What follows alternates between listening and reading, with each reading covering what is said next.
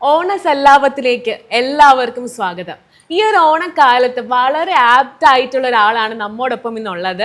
മലയാളത്തിന്റെ കുടുംബ സംവിധായകൻ എന്നറിയപ്പെടുന്ന രാജസേനൻ സാറാണ്. Sir, welcome to the show. നമസ്കാരം. സാറ്, നമ്മൾ ഓണ സമയത്ത് ഫാമിലി ആയിട്ട്, ഈ ഒരു തിരക്കുകൾക്കിടയിൽ ഫാമിലി ആയിട്ട് മിസ് ചെയ്ത ഒരു ഓണത്തെക്കുറിച്ച് പ്രേക്ഷകരോട്. മിക്കവാറും സിനിമയുടെ ഷൂട്ടിംഗ് ആയിരുന്നിട്ടുണ്ട് പല ഓണങ്ങളിലും.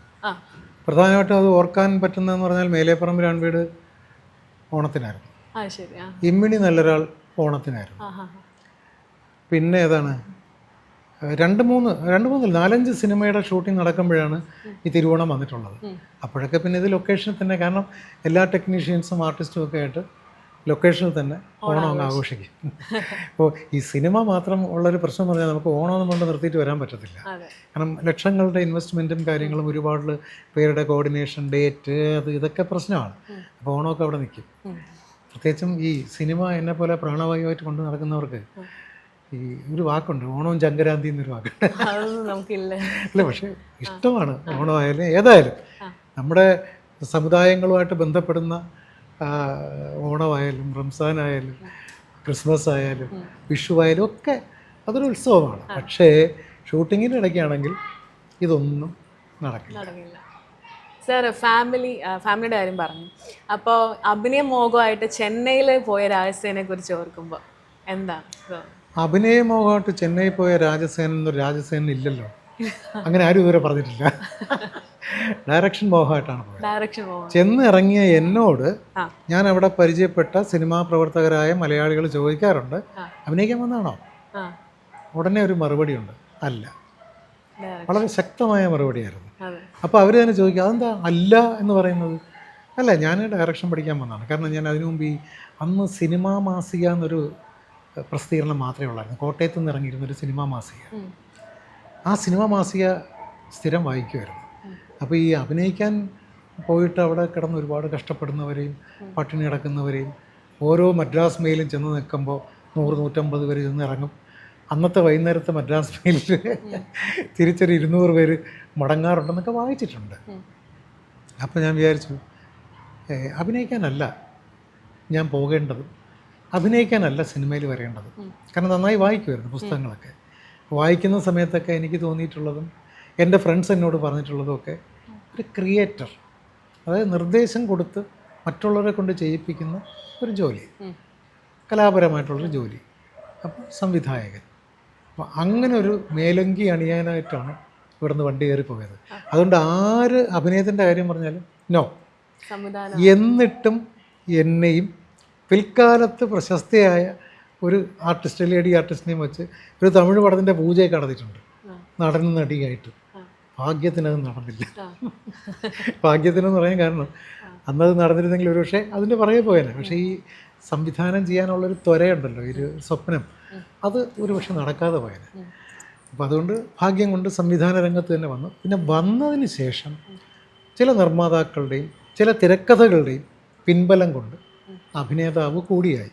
ഇപ്പോൾ ഒരു നടൻ്റെ ചെറിയൊരു ഇമേജ് ഉണ്ട്. ഇനി സാറിനെ സിനിമയിലേക്ക് പ്രതീക്ഷിക്കാം ഒരു ആക്ടറായിട്ട്. ഞാൻ ഡയറക്റ്റ് ചെയ്യുന്ന സിനിമയിലും ചെറുതും വലുതുമായിട്ടുള്ള വേഷങ്ങൾ ചെയ്യാൻ താല്പര്യപ്പെടുന്നുണ്ട്. പിന്നെ ഞാൻ മറ്റു സംവിധായകരുടെ, ഇപ്പം ഞാൻ നേമം പുഷ്പരാജിൻ്റെ 2-ാം യാമം എന്ന് പറയുന്ന സിനിമയിൽ അത്യാവശ്യം നല്ല റോള് ചെയ്തിട്ടുണ്ട്. അങ്ങനെ ചില ഡയറക്ടേഴ്സ്, നമ്മുടെ കൂട്ടുകാരായിട്ടുള്ളവർ, നമുക്ക് പറ്റുന്ന റോള്, ഇതൊക്കെയാണല്ലോ ഇപ്പോഴത്തെ രൂപം എന്ന് പറയുന്നത്. മുടി കുഴപ്പമൊന്നുമില്ല, അത് ആവശ്യമുണ്ടെങ്കിൽ വെട്ടിക്കളയും, അത് വേറെ കാര്യം. എന്തായാലും ചെറിയൊരു അഭിനേതാവിൻ്റെ ഒരു ഇമേജും കൂടെ ഇപ്പോൾ ഉണ്ട്. പക്ഷേ എനിക്ക് മുന്നിൽ അറിയപ്പെടാൻ ആഗ്രഹമുള്ളത് സംവിധായകൻ എന്ന പേര് തന്നെയാണ്. ഈ ഡയറക്ഷനിലോട്ട് വരുന്നതിന് മുമ്പ് അതുവരെ അനുഭവിച്ച ആ ഒരു സ്ട്രഗിളിനെ കുറിച്ച്. കോടമ്പക്കത്തെ ജീവിതമാണോ? 19ാമത്തെ വയസ്സിൽ കോടമ്പക്കത്തെത്തി. അവിടെ പരിചയപ്പെട്ടവരെല്ലാം എന്നോട് ചോദിച്ചത് എത്ര ചെരുപ്പുണ്ടെന്നാണ്. എന്ന് പറഞ്ഞാൽ നടന്ന് ചെരുപ്പ് തേഞ്ഞാലേ അവസരം കിട്ടത്തുള്ളൂ. 2-3 ജോഡി ചെരുപ്പെങ്കിലും കരുതി വെച്ചോളൂ എന്ന് പറഞ്ഞിട്ടുണ്ട്. പിന്നെ പട്ടിണി കിടന്നിട്ടുണ്ടോ ജീവിതത്തിലെന്ന് ചോദിച്ചു. ഞാൻ പറഞ്ഞു, പട്ടിണിയായിട്ട് കിടന്നിട്ടില്ലെങ്കിലും ബുദ്ധിമുട്ട് അനുഭവിച്ചിട്ടുണ്ട്. അതിനുള്ള തയ്യാറെടുപ്പും കൂടെ ആക്കിക്കൊള്ളാം എന്ന് പറഞ്ഞു. കാരണം ഞങ്ങളൊക്കെ ഇവിടെ ഒരുപാട് പട്ടിണി കിടന്നും കഷ്ടപ്പെട്ടും ചെരുപ്പ് തേഞ്ഞും ഒക്കെയാണ് സിനിമയിൽ എന്തെങ്കിലുമൊക്കെ ആയത്. പറഞ്ഞത് ഏകദേശം സത്യമാണെന്ന് പിന്നെ ഉള്ള ദിവസങ്ങളിൽ എനിക്ക് തോന്നിയാണ്. കാരണം ഞാൻ ഗുരുവായിട്ട് കണ്ടെത്തിയത് PK ജോസഫ് എന്ന് പറഞ്ഞ ഡയറക്ടർ. അപ്പോൾ അദ്ദേഹം ആദ്യമായിട്ട് ഡയറക്റ്റ് ചെയ്യാൻ പോകുന്നതേ ഉള്ളൂ പെണ്ണൊരുമ്പെട്ടാൽ എന്നൊരു സിനിമ. അപ്പോൾ അദ്ദേഹത്തിൻ്റെ വീട്ടിൻ്റെ മുമ്പിൽ ചെന്ന് ഇങ്ങനെ നിൽക്കും.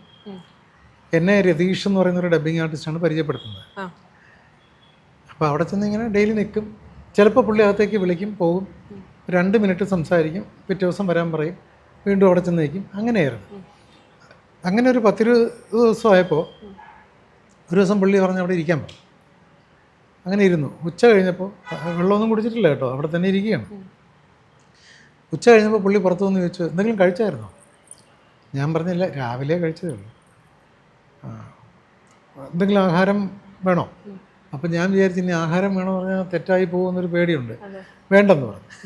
ആ വിശപ്പോടുകൂടി ദാഹത്തോടുകൂടി അവിടെ തന്നെ ഇരുന്നു.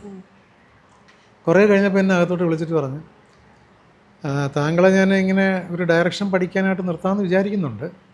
അത് കേട്ടപ്പോൾ തന്നെ അങ്ങ് സ്വർഗം കണ്ടതുപോലെയായി. പക്ഷേ ഞാൻ ആദ്യമായിട്ടാണ് ഡയറക്റ്റ് ചെയ്യുന്നത്. എൻ്റെ ഈ സിനിമ ഇറങ്ങി ഇത് ക്ലിക്ക് ചെയ്താലേ എനിക്ക് മറ്റൊരു സിനിമ കിട്ടത്തുള്ളൂ. അപ്പോൾ വേറെ ഏതെങ്കിലും ധാരാളം പടങ്ങളുള്ള, ഇപ്പോൾ എൻ്റെ ഗുരു ശശികുമാർ ഒത്തിരി പടങ്ങൾ ചെയ്യുന്ന ആളാണ്, അദ്ദേഹത്തിൻ്റെ ഗുരു, ജോസഫിൻ്റെ ഗുരു. ഞാൻ വേണമെങ്കിൽ അവിടെ ആക്കിത്തരാം എന്ന് പറഞ്ഞു. അപ്പം ഞാൻ ആലോചിച്ചപ്പോൾ എങ്ങനെയാണെങ്കിൽ, പക്ഷേ എനിക്ക് ഇദ്ദേഹം തന്നെ ഗുരുവായിട്ട് വേണമെന്ന് തോന്നിയിരുന്നു. കാരണം ഒരു പാവം പോലെ തോന്നി. പക്ഷേ എനിക്ക് പിന്നെ ഒരുപാട് സിനിമകളുള്ള ശശികുമാർ സാറിൻ്റെ കൂടെ പോയാൽ പെട്ടെന്ന് പഠിക്കാനും പറ്റും. നമ്മൾ സാറ് പറയും പോലെ ചെയ്യാം. എനിക്ക് നാളെ എറണാകുളം സ്റ്റുഡിയോയിലേക്ക് അവിടെ ഒരു ഷൂട്ടിംഗ് ഉണ്ടെന്ന് പറഞ്ഞു. അങ്ങനെ ഞാൻ അവിടെ ചെന്നു. അതിപ്പോൾ അകത്തോട്ട് കയറ്റില്ല. ഞാൻ പുറത്ത് വെയിറ്റ് ചെയ്ത്, സാറിൻ്റെ ഒരു ഫിയറ്റ് കാറാണ്. ആ കാറ് വന്നപ്പോൾ എന്നെ നിർത്തി, എന്നെ കയറ്റി അകത്തേക്ക് കൊണ്ടുപോയി.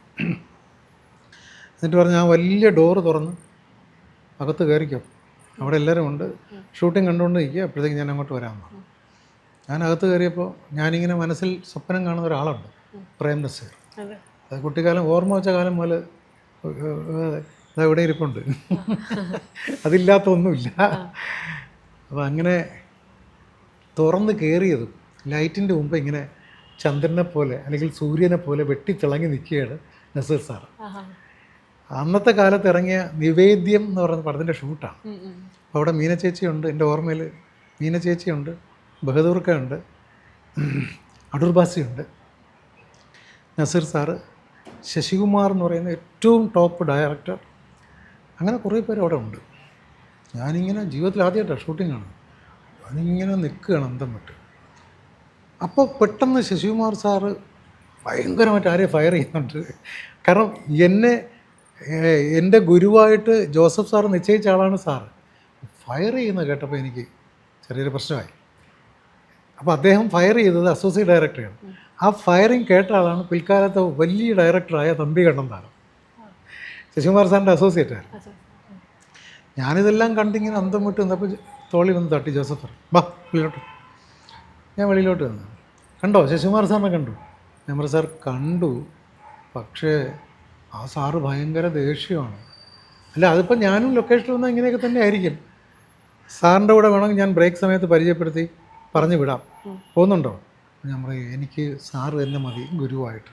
എന്നാൽ പിന്നെ കുഴപ്പമില്ല, നീ ഒരു കാര്യം ചെയ്യും, നാളെ പോലെ വീട്ടിലോട്ട് വന്നു, സ്ക്രിപ്റ്റിൻ്റെ വർക്ക് നടക്കുന്നത്, നമുക്ക് ഒരുമിച്ചിരിക്കാം. അങ്ങനെയാണ് ജോസഫ് സാറിനെ ഗുരുവായിട്ട് ലഭിച്ചത്. അപ്പോൾ ആദ്യത്തെ ഷൂട്ടിംഗ് കണ്ടത് ഇങ്ങനെയാണ്.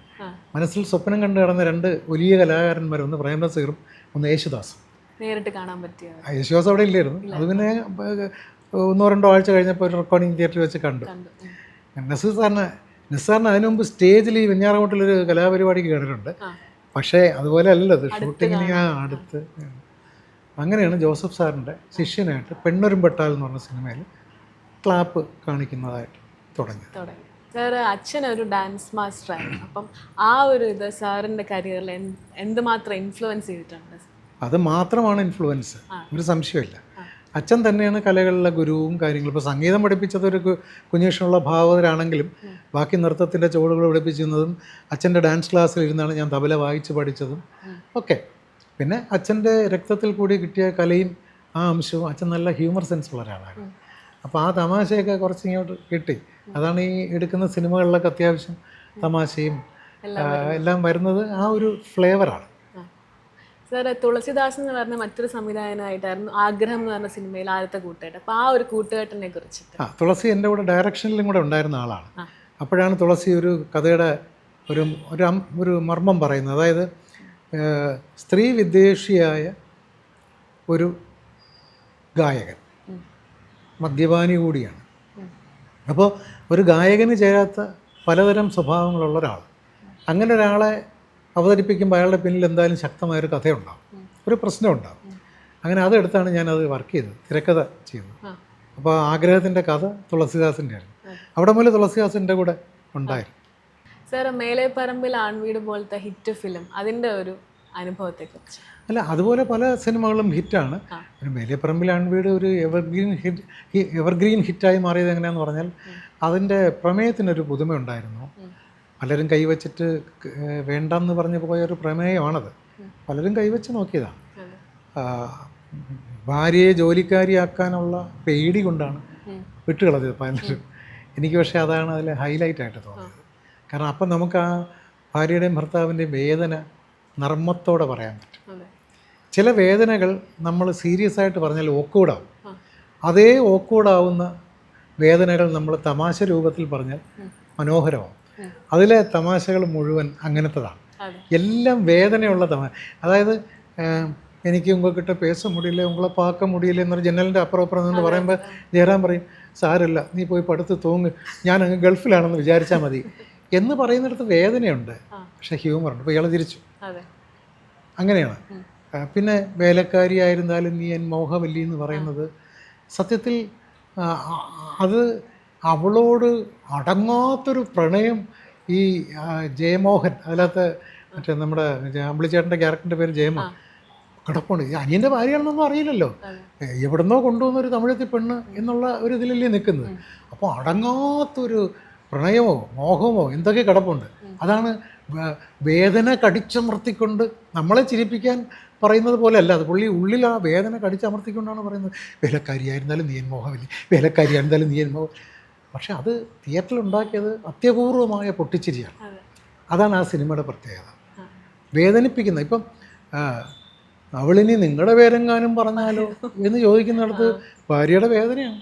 വയസ്സുകാലത്ത് അങ്ങനെ ഈ മൂപ്പിലഞ്ചെന്ന് അലങ്കാനും ചാടിയോ എന്ന് വെച്ചിട്ട് അപ്പോൾ അയാളെ അലറി വിളിച്ചുകൊണ്ട് തെറി പറയുന്നതും തിയേറ്ററിൽ ചിരിയാണ്.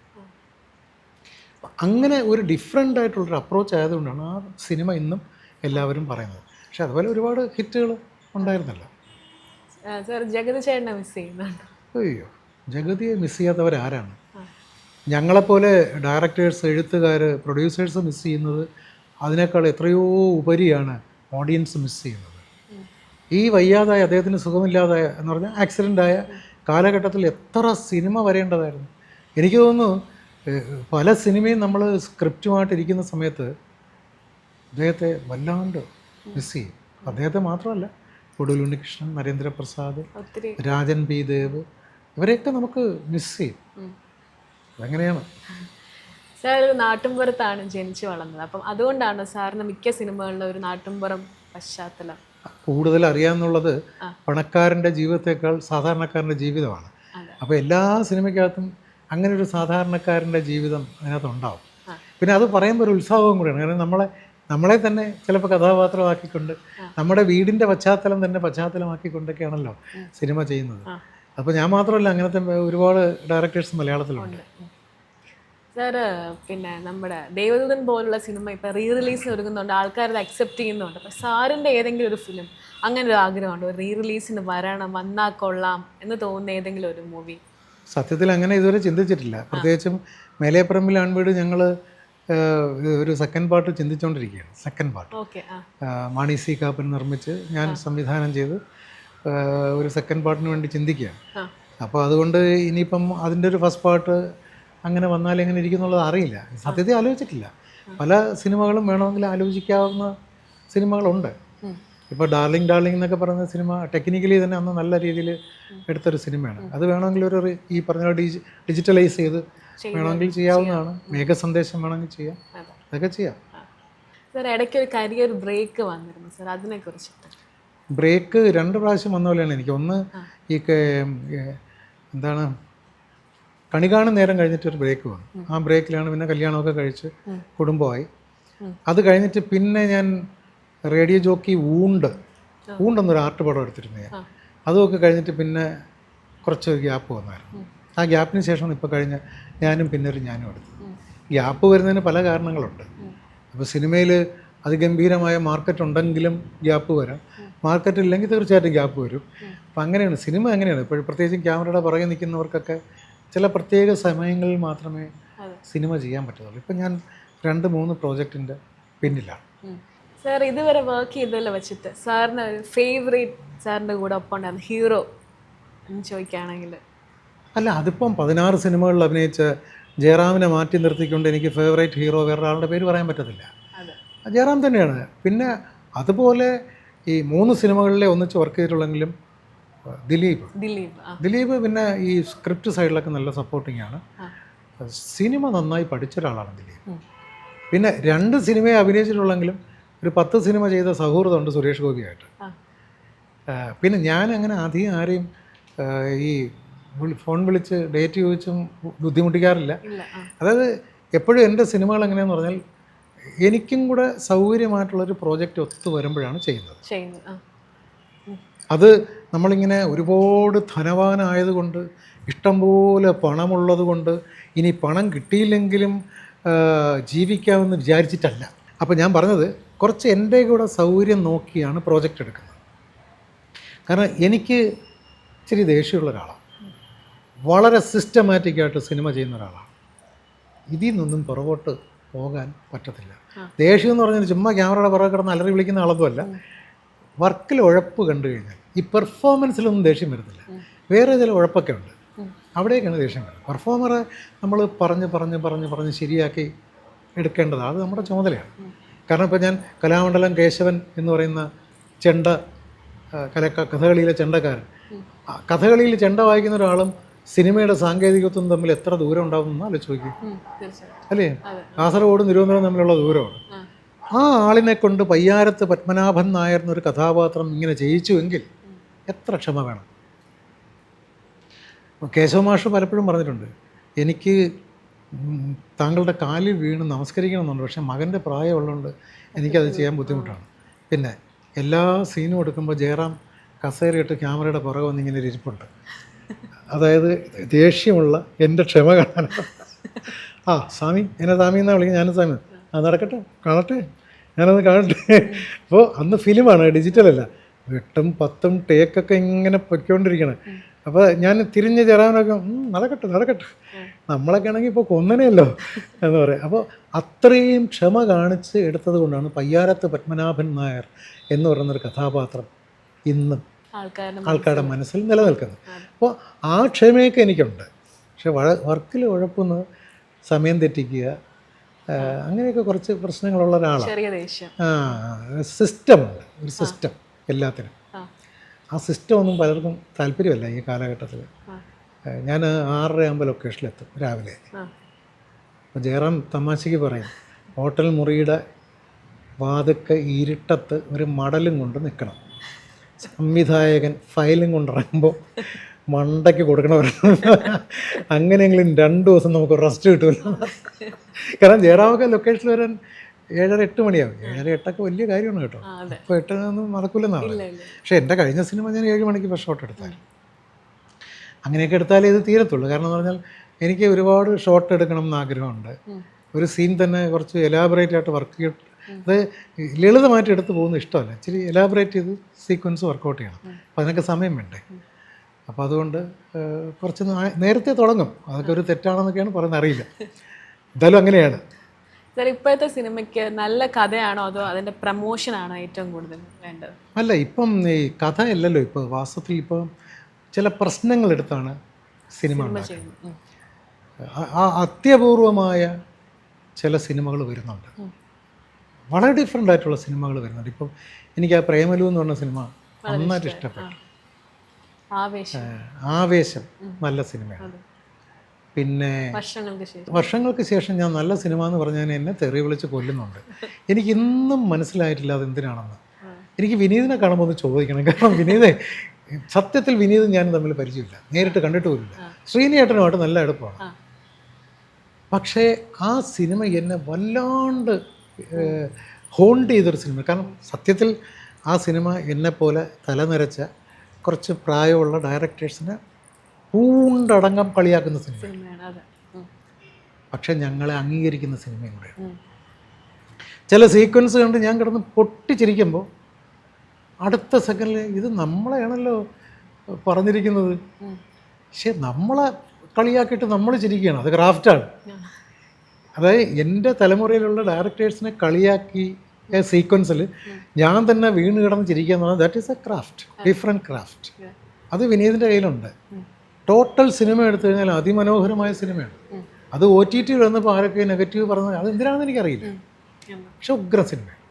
അതേ ആൾ തന്നെയാണ് ഞാൻ പറയുന്നത് ഈ പ്രേമലു നല്ല സിനിമയാണ്, ആവേശം നല്ല സിനിമയാണ്, ഇതുപോലെ പല സിനിമകൾ.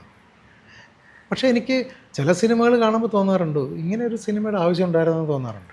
അത്രേ ഉള്ളൂ. ഇനി പേരെടുത്ത് ഞാൻ പറയുന്നില്ല, നല്ലതിൻ്റെ പേരെടുത്ത് പറയാം, മോശത്തിൻ്റെ പേരെടുത്ത് പറഞ്ഞാൽ ഇനിയിപ്പോൾ ആക്രമിച്ച് കൊല്ലും. സോഷ്യൽ മീഡിയ എന്ന് പറയുന്നത് സിനിമയ്ക്കും നമ്മുടെ ജീവിതത്തിനും ഒരുപാട് നല്ലതാണെങ്കിൽ പോലും ചില കാര്യങ്ങളിൽ കുഴപ്പമാണ്. അതാണ് ഞാൻ പറഞ്ഞത്. ഞാൻ മനസ്സാവാച അറിയാത്ത കാര്യത്തിനൊക്കെ ഈ വർഷങ്ങൾക്ക് ശേഷത്തിൻ്റെ ഇതിൽ ഞാൻ നല്ലതെന്ന് പറഞ്ഞതിൻ്റെ പേരിൽ ഒത്തിരി തെറി, ഭയങ്കര തെറി. പക്ഷെ കുഴപ്പമില്ല, നല്ലൊരു കാര്യമല്ലേ പറഞ്ഞത്, അതിൻ്റെ പേരിൽ ഇത്തിരി തെറിയേക്കുന്നതുകൊണ്ട് കുഴപ്പമൊന്നും. പിന്നെ അത്യാവശ്യം തെറിയേക്കാനുള്ള തൊലിക്കെട്ടിയൊക്കെ ഉണ്ട്. സാർ തിയേറ്ററിൽ സ്ത്രീവേഷത്തിൽ വന്നിട്ട് അത് കഴിഞ്ഞ സിനിമയിലെ അപ്പിയറൻസ് ആയിരുന്നു. ഞാൻ തിയേറ്ററിലേക്ക് വേണ്ടി പ്രൊമോഷന് വേണ്ടി മാത്രം വന്നതല്ല, സിനിമയുടെ ക്ലൈമാക്സിൽ അങ്ങനെയാണ് വരുന്നത്. അപ്പോൾ അങ്ങനെ ഒരു വേഷത്തിൽ ഫസ്റ്റ് ഡേ വന്നൊരു പ്രൊമോഷൻ നടത്താമെന്ന് വിചാരിച്ചു. കാരണം കോടികൾ മുടക്കി പ്രൊമോഷൻ നടത്താനുള്ള ബഡ്ജറ്റ് ഒന്നും ഇല്ലായിരുന്നു. നോക്കുമ്പോൾ ഇതൊരു നല്ല പ്രൊമോഷനാണ്, ആർക്കും ചെയ്യാൻ പറ്റാത്തൊരു കാര്യമാണ്. അത് ചെയ്യണമെങ്കിൽ നല്ല തൊലിക്കെട്ടിയും വേണം, നല്ല ഗട്ട്സും വേണം, എങ്കിലേ പറ്റത്തുള്ളൂ. ഇത് രണ്ടും വേണം. സാറ് ഓണമൊക്കെ അല്ലേ, അപ്പം പ്രേക്ഷകർക്കായിട്ട് ഒരു 2 വരി ഓണപ്പാട്ട് പാടാം. ഒരു 4 വരി. ഓക്കെ, ശരി. തുയിലുണരു തുയിലുണരു തുമ്പികളെ, തുമ്പപ്പൂം കാട്ടിലെ വീണകളെ. തുയിലുണരു തുയിലുണരു തുമ്പികളെ, തുമ്പപ്പൂം കാട്ടിലെ വീണകളെ. തിരുവോണപ്പുലരി വന്നു, തൃക്കാക്കര നട തുറന്നു, കുരവയിട്ടു പാറി വരും കുരുവികളെ, കുരവയിട്ടു പാറി വരും കുരുവികളെ.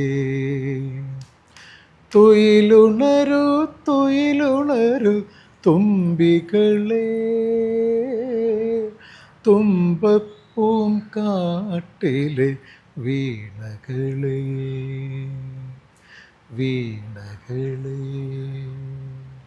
മനോഹരമായിട്ടുണ്ട് സാർ. നമസ്കാരം. എല്ലാ മലയാളികൾക്കും ഓണാശംസകൾ.